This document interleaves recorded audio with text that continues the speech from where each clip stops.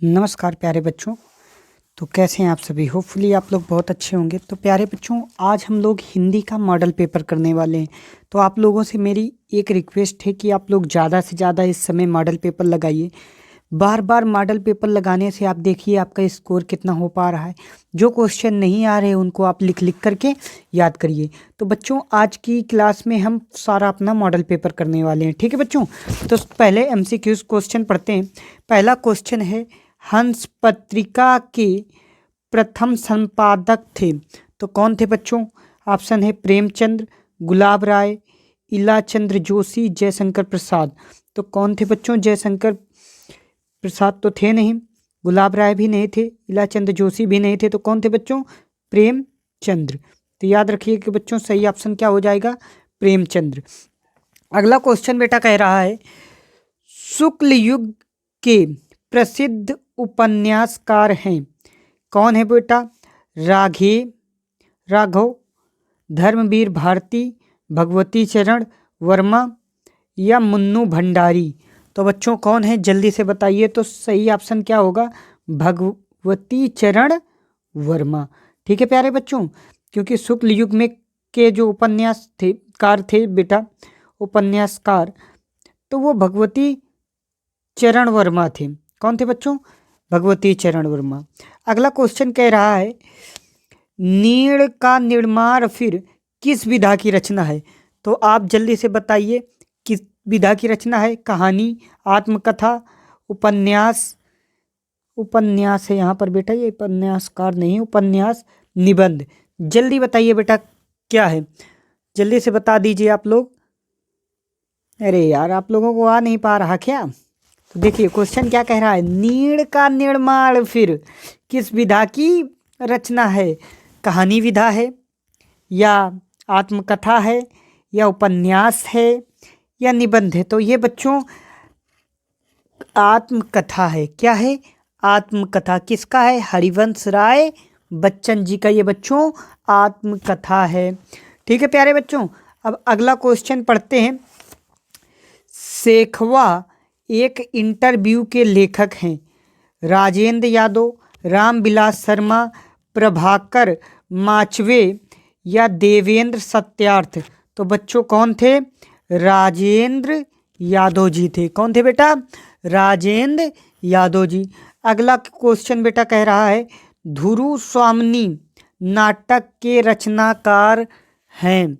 तो ध्रुव स्वामिनी के कौन है बेटा? प्रेमचंद्र, हरिकृष्ण प्रेमी, जयशंकर, यहाँ पर बेटा प्रसाद होगा, जयशंकर प्रसाद। ठीक है, यह राम कुमार वर्मा। तो ध्रुव स्वामी बेटा किसकी है? जयशंकर प्रसाद। और कोई भी बेटा आंसू से संबंधित कोई चीज़ हो, पानी से संबंधित, वो जयशंकर प्रसाद की ही रचना है बच्चों। ठीक है, अभी आगे चलते हैं। अब देखते हैं बेटा, अब देखते हैं बच्चों छठवां नंबर क्वेश्चन। छठवां नंबर क्वेश्चन क्या कह रहा है, रीतकाल की रचना है रामचरितमानस, प्रियप्रवास, प्रेम माधुरी या रामचंद्रिका। तो जल्दी से आप लोग बताइए। देखिए, जो रामचरितमानस है ये तो बेटा भक्ति काल की है। जो प्रियप्रवास है ये बेटा द्विवेदी युग की है। किसकी है? द्विवेदी युग की, द्विवेदी युग की है। कौन से युग की है? द्विवेदी युग की। रामचरितमानस भक्ति काल की है। किस काल की है? भक्ति काल। अच्छा, प्रियप्रवास के बेटा रचनाकार कौन है? तो हरिऔध जी हैं। कौन है? हरिऔध जी हैं, हरिऔध जी हैं। ठीक है बच्चों, हरिऔध जी हैं। आगे चलिए, ये क्वेश्चन में बेटा सही आंसर क्या होगा जल्दी से बताइएगा आप लोग। तो अगर ये, अच्छा यहाँ पर ये प्रेम माधुरी है, ये प्रेम माधुरी के कौन है? भारतेंदु हरिश्चंद्र। इनको किसने लिखा है प्रेम माधुरी को? भारतेंदु हरिश्चंद्र। और किस युग में है? भारतेंदु युग की है। किस युग की है? भारतेंदु, भारतेंदु युग की है बेटा, भारतेंदु युग की। ठीक है, तो सही आपका ऑप्शन क्या हो जाएगा? रामचंद्रिका। अब सर जी रीतकाल की रचना क्या है? रामचंद्रिका। मगर सर जी ये तो आपने बता दिया, अभी इसके ये लेखक भी तो कौन है वो तो आप भी बताओ। तो वो कौन है बेटा? केशव दास। कौन है? केशव दास। ठीक है बेटा। अगला क्वेश्चन चलते हैं। अगला क्वेश्चन कह रहा है तार सप्तक का प्रकाशन वर्ष है। तार सप्तक का प्रकाशित हुआ सन 1919 ईस्वी में, 1943 ईस्वी में, 1953 ईस्वी में, 1942 ईस्वी में। तो बच्चों सही ऑप्शन क्या हो जाएगा? 1943 ईस्वी में। ठीक है बच्चों, 1943 ईस्वी में। और तार सप्तक का संपादक किसने बच्चों किया था? तो बच्चों आपको समझ में आया होगा कि तार सप्तक का प्रकाशक वर्ष क्या था? 1943 ईस्वी था बच्चों। मगर यही आ जाए कि तार सप्तक का प्रकाशन किसने किया था, किसके द्वारा हुआ था? तो बच्चों वो अज्ञे के द्वारा। किसके हुआ था? अज्ञे जी के द्वारा। और अज्ञे जी का बेटा पूरा नाम क्या होता है वो आप लोगों को सबको पता है, सच्चिदानंद हीरानंद वात्स्यायन अज्ञे। ठीक है बेटा। अब आगे चलते हैं। अगला क्वेश्चन क्या कह रहा है? लोक आयतन के रचनाकार कौन है? या लोक आयतन के रचनाकार हैं सूर्यकांत त्रिपाठी निराला, जयशंकर प्रसाद, सुमित्रानंदन पंत, महादेवी वर्मा। तो जल्दी से बताइए बेटा कौन है? सुमित्रानंदन पंत। लोक आयतन की जब भी बात होगी तो लोगों के लिए लड़ने वाली हमारी सुमित्रानंदन जी थी, सुमित्रानंद पंत थे। ठीक है। अब आगे चाहिए। अब बेटा आगे चलते हैं। अगला क्वेश्चन क्या कह रहा है? Question number 9। बहुरी अकेला के रचनाकार कौन है? तो बहुरी अकेला के रचनाकार कौन है बच्चों? अशोक वाजपेयी, केदारनाथ सिंह, गजानंद, माधव मुक्तिबोध, नरेंद्र शर्मा। तो बच्चों कौन है? तो सही ऑप्शन होगा आपका अशोक वाजपेयी। तो बच्चों ये टिक करते करते आपको याद भी सारे करने हैं, यही नहीं कि मैं टिक बस कर दूं आप छोड़ दो, नहीं बच्चों सारी चीज़ें आपको याद करनी है। अब अगला क्वेश्चन कह रहा है रीत।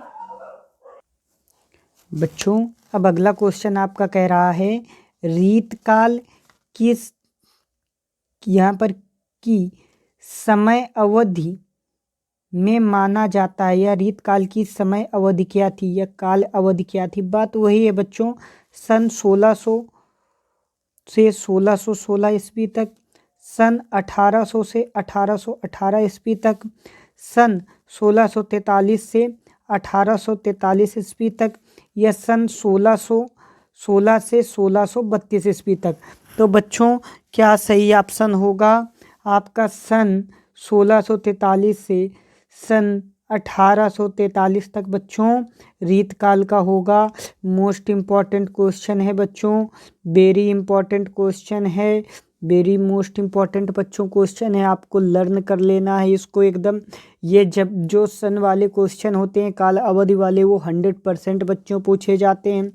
अगला क्वेश्चन कह रहा है हास्य रस का स्थायी भाव है।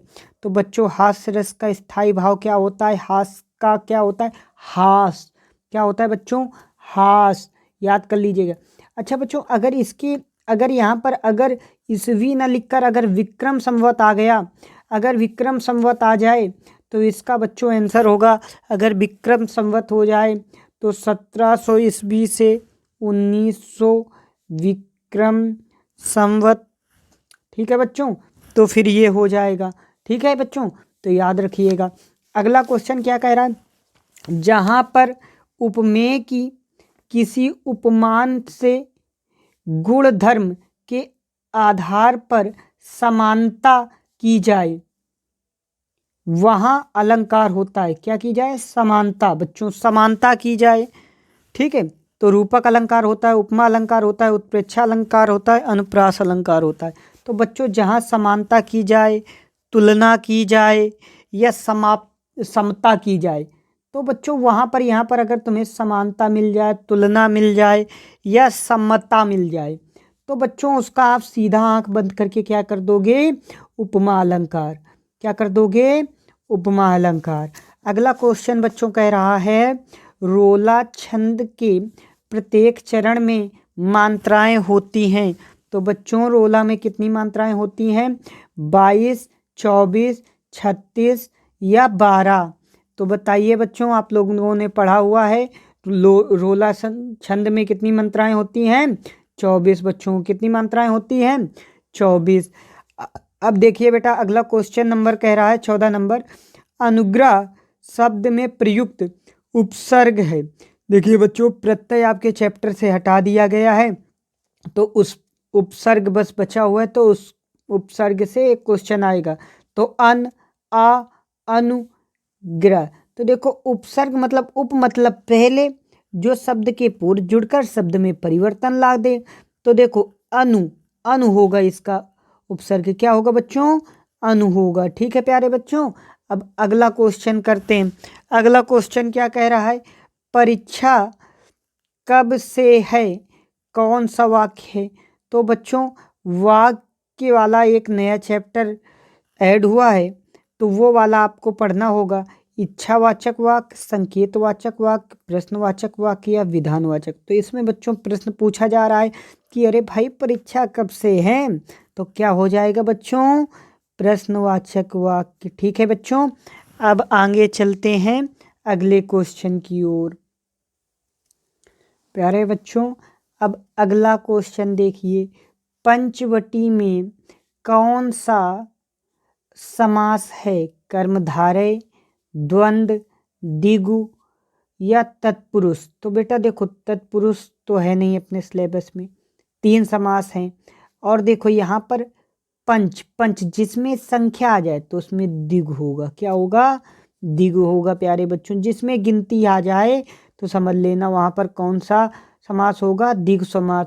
द्वंद्व समास बच्चों वह समास होता है जिसमें बीच में हाइफन आ जाए, एक दोनों पदों की प्रधानता हो, जैसे दिन और रात। तो दिन का भी महत्व है और रात का भी महत्व है, या एक दूसरे के अपोजिट जैसे लगे।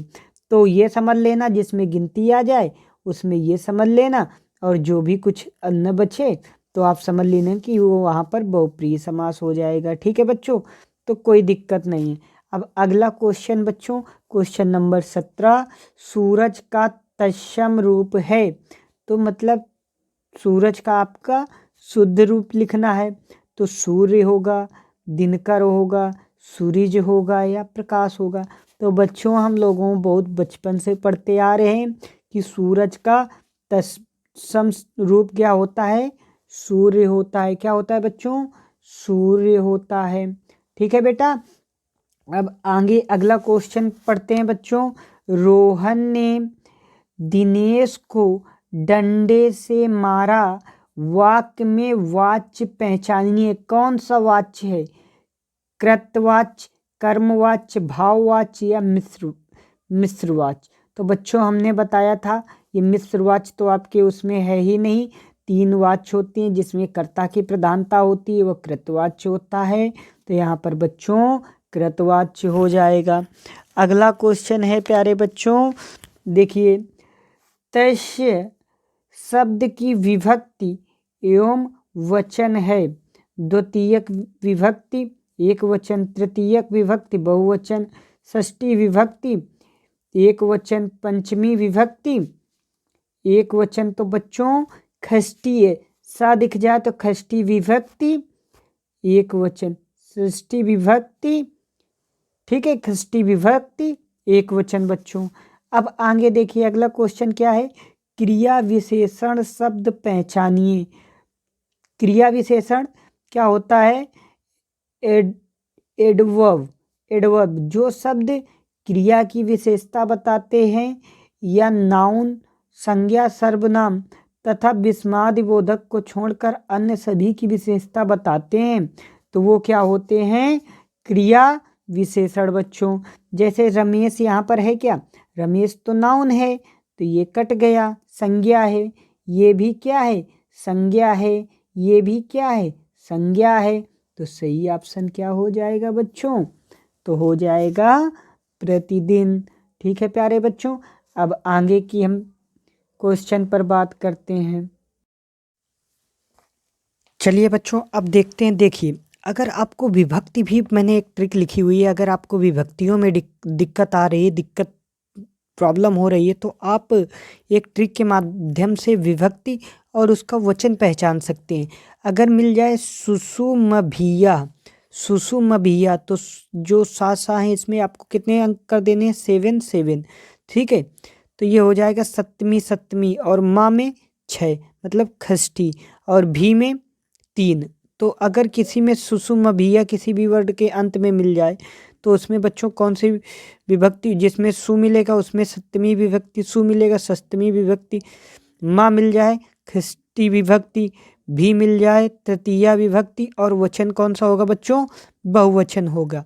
और दूसरा नियम मैंने लिखा है नितस्या अय ने तेया, नितस्या अय ने त अया।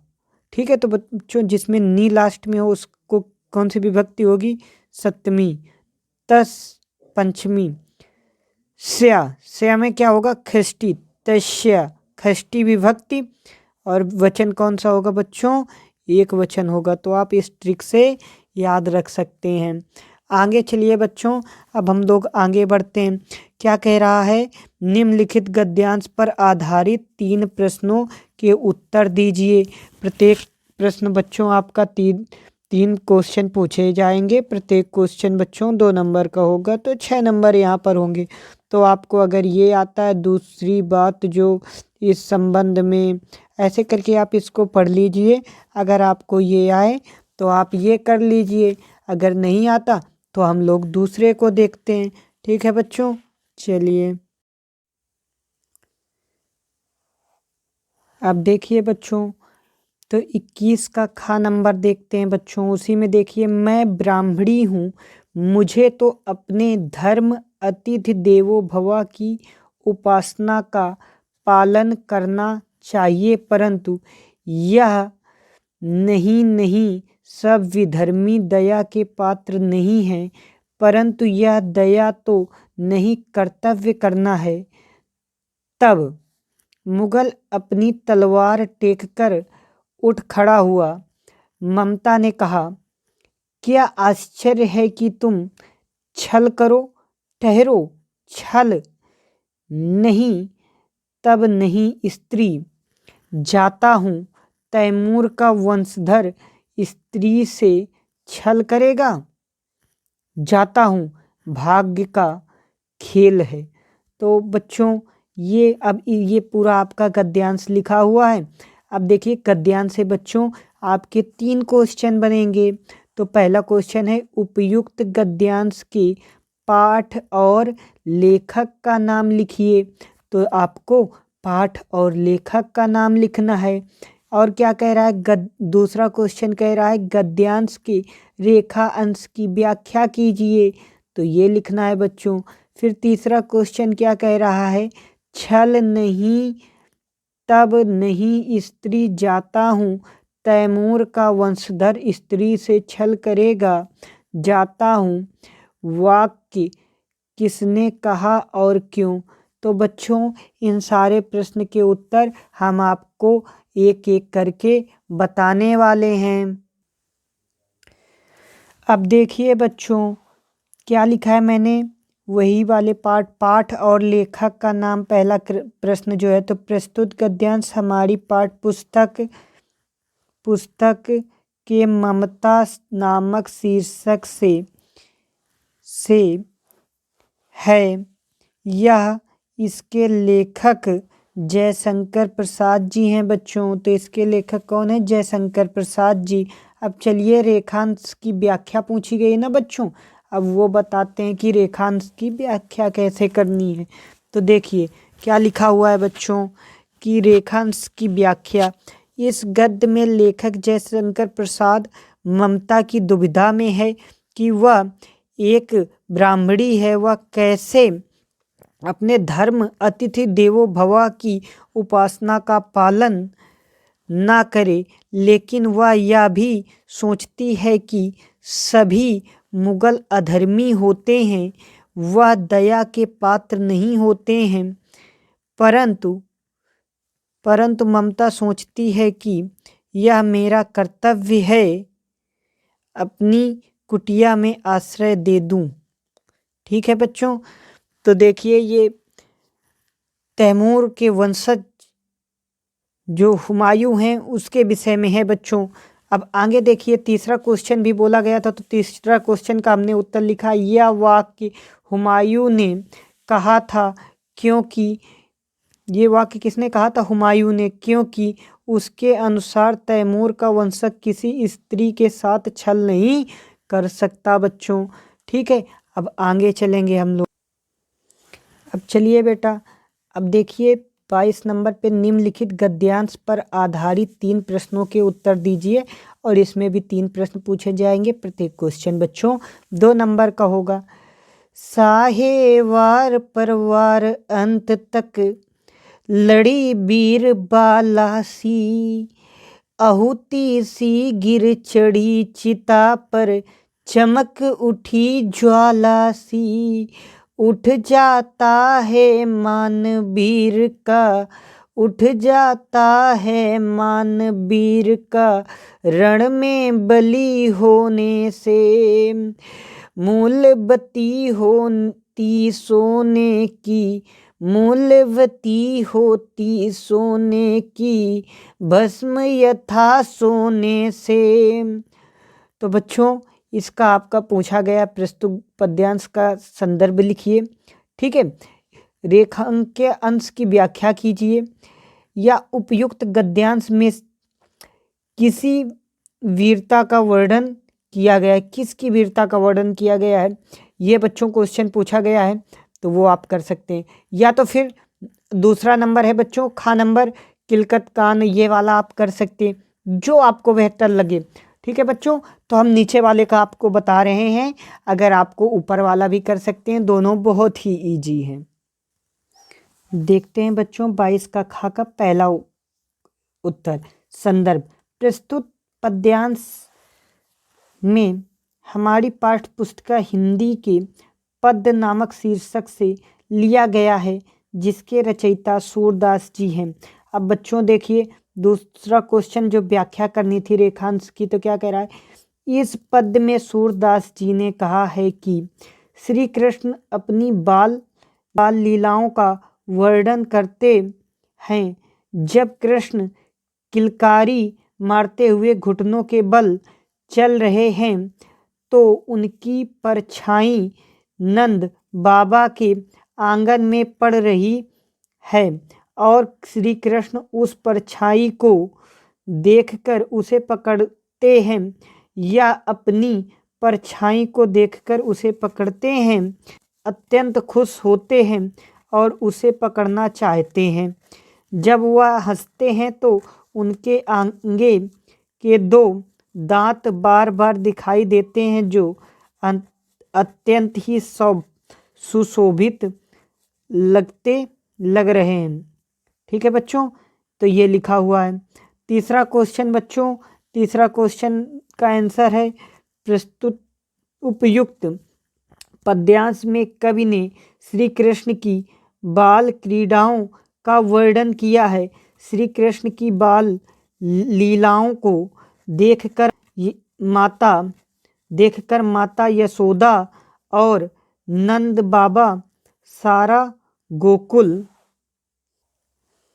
वासी कृष्ण के बाल लीलाओं पर मोहित तथा श्री कृष्ण संपूर्ण ब्रज गोकुल वासियों के अत्यंत प्रिय थे। अब बच्चों देखिए आप लोग प्रश्न नंबर 23, निम्नलिखित गद्यांश में से किसी एक गद्यांश का संदर्भ सहित हिंदी में अनुवाद करिए। तो बच्चों 3 + 2 नंबर कुछ मिला के ये 5 नंबर का आएगा बच्चों।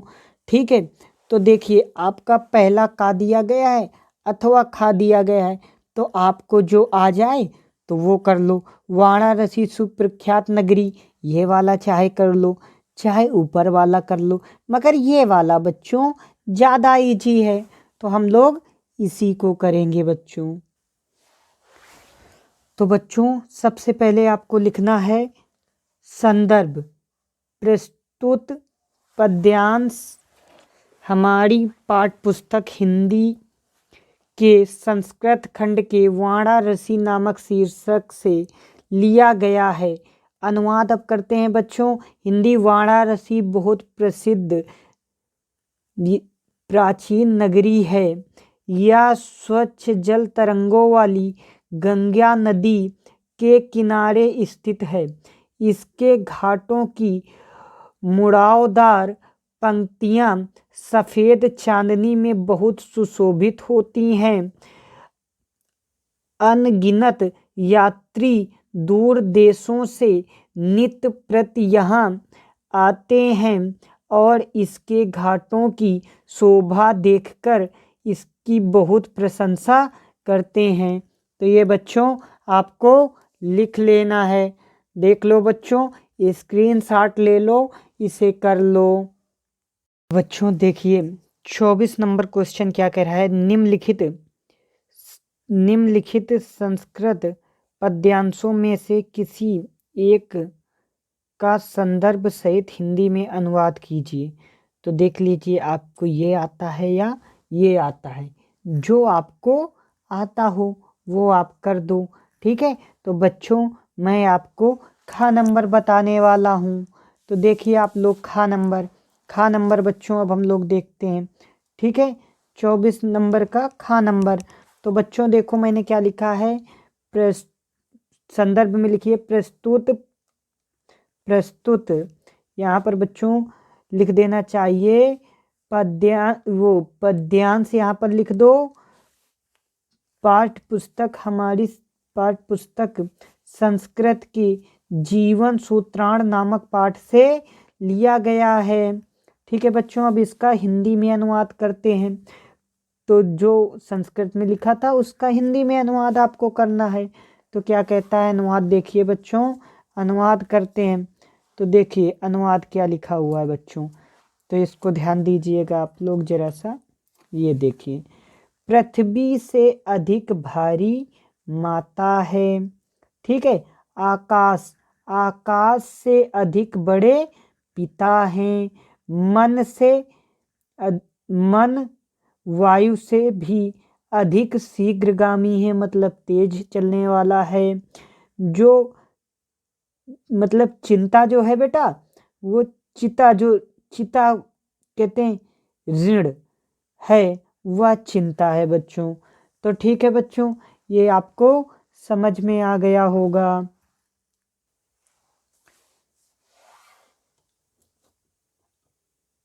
अब बच्चों अगला क्वेश्चन देखते हैं। बहुत लोगों की बच्चों एक क्वेरीज होती है।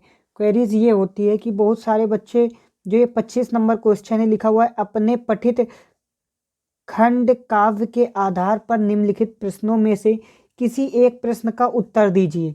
तो बच्चों ये सब आपके जिला वाइज होते हैं। तो फतेहपुर में बच्चों मुक्तिदूत है। अब सर जी मुक्तिदूत में तो फर्स्ट सेकंड है। तो देखो बच्चों ये 3 नंबर का आता है। तो आपको किसी एक करना है, मतलब फर्स्ट कर दो चाहे सेकंड कर दो। और किसी को कोई ये भी ना सोचना बच्चों कि ये पूरे करने, किसी को पूरे नहीं करने, सभी जिला वाइज होते हैं। तो आप अपने जिले का पता कर लें। तो ये बच्चों फतेहपुर वालों के लिए है बच्चों। तो यहाँ पर लिखा है मुक्तिदूत खंड काव्य के आधार पर महात्मा गांधी का चरित्र चित्रण कीजिए। बच्चों जो भी चीज़ें आपको महात्मा गांधी के विषय में पता हो आप लिख दो। या तो फिर ये नहीं कर पा रहे तो आप क्या करिए, मुक्तिदूत खंड के द्वितीय सर्ग का सारांश लिख दीजिए। तो बच्चों मैं ये क्वेश्चन आपको कराने वाला हूँ। तो बच्चों अब हम द्वितीय सर्ग का करने वाले हैं, गांधी जी वाला। अब देखिए, खंड काव्य की कथा अनुसार का प्रारंभ द्वितीय सर्ग से ही होता है। एक बार स्वप्न में महात्मा गांधी ने अपनी माँ को देखा। माँ को स्वप्न में देखकर उनको समस्त शिक्षाएं याद हो गई। माँ ने सिखाया था कि गिरते को सहारा दो, भूखे को भोजन दो, और माँ की वाणी उनके हृदय को स्पर्श कर गई। उन्होंने कहा कि प्रत्येक भारतवासी मेरे सगे भाई हैं। यदि कोई व्यक्ति भूखा नंगा है तो मुझे मुझे सुख कहाँ से प्राप्त होगा? उन्हें भारतवासियों और अछूतों से अगाध स्नेह था। मतलब बहुत अधिक स्नेह था। अगाध मतलब होता है बहुत अधिक स्नेह था। एक बार उन्होंने यह आशा की कि वह भारत की स्वतंत्रता के लिए अंत तक लड़ेंगे और भारत की मुक्ति दूत बनेंगे। ठीक है बच्चों, तो ये आप कर लीजिएगा। अगला क्वेश्चन है बच्चों, निम्नलिखित लेखकों में से किसी एक का जीवन परिचय देते हुए एक प्रमुख रचना का उल्लेख कीजिए। जयशंकर प्रसाद का लिखिए, आचार्य रामचंद्र शुक्ल का लिखिए, या भगवती शरण उपाध्याय का लिखिए। तो बच्चों अब हम लोग लिखेंगे। तो बच्चों अब हम जीवन परिचय आचार्य रामचंद्र शुक्ल जी का लिखते हैं। तो आचार्य रामचंद्र शुक्ल का जन्म सन 1884 ईस्वी में बस्ती जिले के अगोना नामक ग्राम में हुआ था। इनके पिता का नाम चंद्रबली शुक्ल था, जो मिर्जापुर में कानून गो थे। इनकी प्रारंभिक शिक्षा दीक्षा पिता के पास जिले की राढ़ तहसील में हुई। इन्होंने मिशन स्कूल से 10वीं की परीक्षा उत्तीर्ण की, किंतु गणित में कमजोर होने के कारण ये आगे की पढ़ाई नहीं पढ़ सके। इन्होंने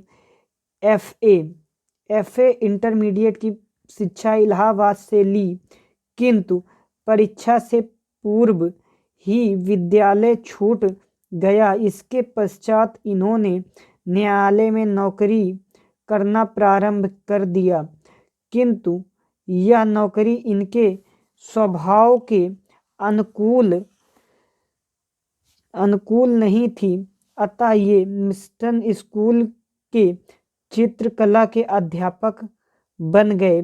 अध्यापक का, अब बच्चों यहाँ पर ये भी लिख देना, ऐसे करके लिखोगे ना तभी बच्चों ये 5 नंबर में आता है, आपको 5 नंबर मिलेंगे।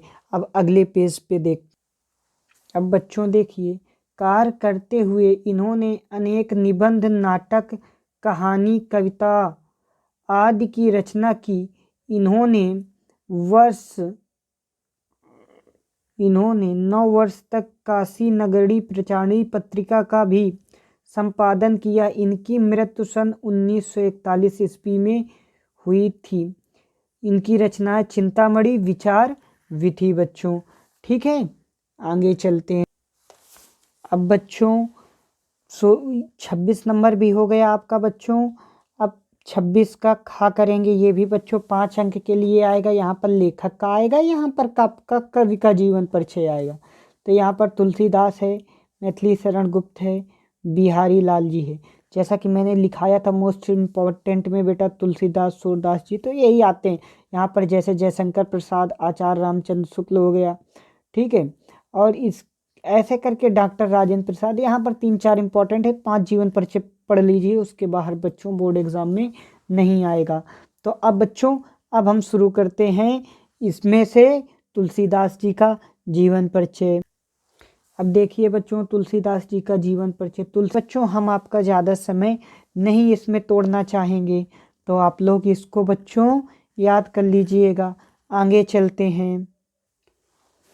अब बच्चों आपको देखो 27 नंबर क्वेश्चन क्या पूछा गया है। अपनी पाठ्य पुस्तक में से कंठस्थ से कोई एक श्लोक लिखिए जो इस प्रश्न पत्र में ना आया हो। मतलब बच्चों जो पीछे हम लोग पढ़े हैं वो नहीं लिखना है, नया श्लोक आपको लिखना है बच्चों।